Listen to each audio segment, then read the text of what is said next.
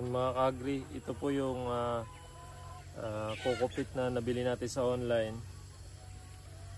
Hinati lang natin mga ka-agri kasi isang malaking box yun. Hinati natin sa gitna bago lagay lang tayo ng 10 liters mga ka-agri.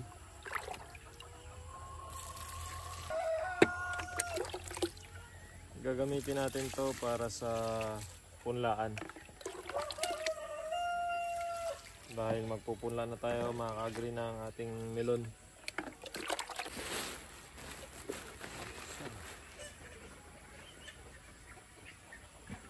Ito naman mga ka-agri yung ating organic compost na galing po sa City Agriculture. Yan mga ka-agri yung ginagamit natin pang halo sa punlaan natin. So yung sukat ng halo natin mga ka-agri ay 70% po ng coco peat at 30% po ng organic compost.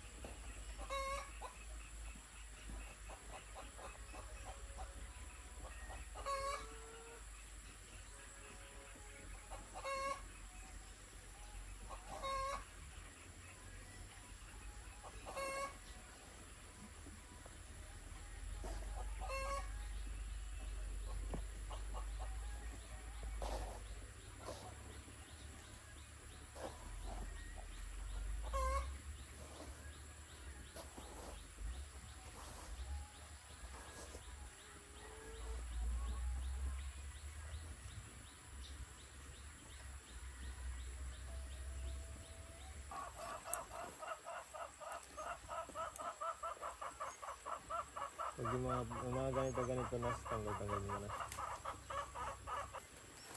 Kurang na ng niyog sir na. Coco peat.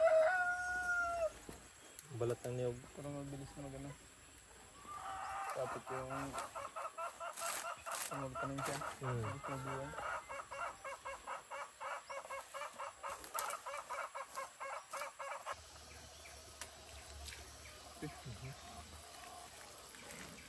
Ang tubig. Ako na yan. Doon na. Tatlo na lang yun.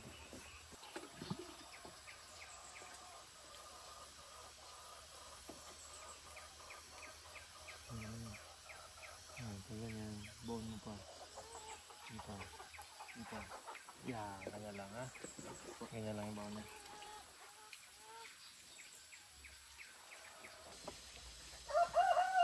Anong lugar niya sir pa sa unahan niyan sir? Pagkawayan na yan din. Dagat na yan din. Tagos yan sir sa ano ng Biraw? Santo Niño? Sa ano yan tagos? Sa may Ngapsan.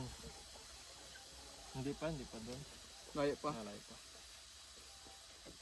Masyado yung biro. Doon pa sa kabila sir?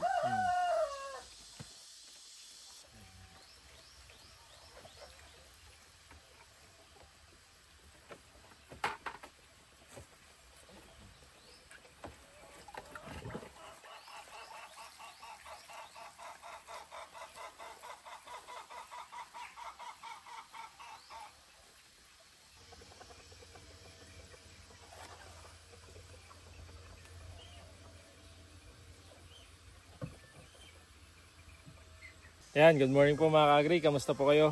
Ngayon mga ka-agri, natapos na tayo sa pagpunla ng bagong variety na melon natin na susubukan. Ito po yung no-new seeds na